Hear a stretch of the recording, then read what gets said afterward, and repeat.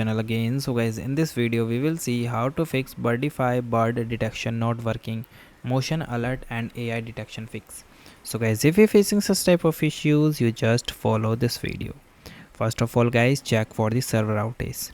So guys, AI detection and the cloud detection rely on the Birdfy server. So user on communities that widespread detection failure after happened during the temporary or the cloud outage.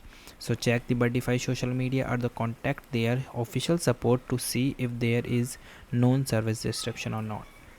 Then guys, update the Birdfy app. Known bug and the server error are often resolved in the software update. If you are experiencing the upload or the system failure, update so your Birdfy app to the latest version via the App Store and the Apple Store. Then guys, verify app and the motion setting. Both your camera and the account must be properly configured for the alerts.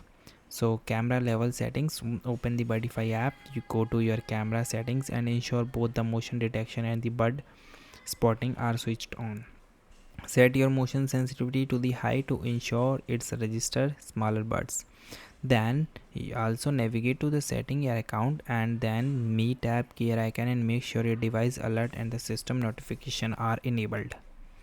Then guys, check Wi-Fi signal and the strength. If your feeder is out of your Wi-Fi range, so it would not able to upload the clip for the AI processing. So ensure your phone is connected to the 2.4 GHz network when checking the feeder performance as 5 GHz network. So do not penetrate thick wall or the distance as well. Okay, and temporarily bring the camera closer to your router to test if it is start detecting the birds again.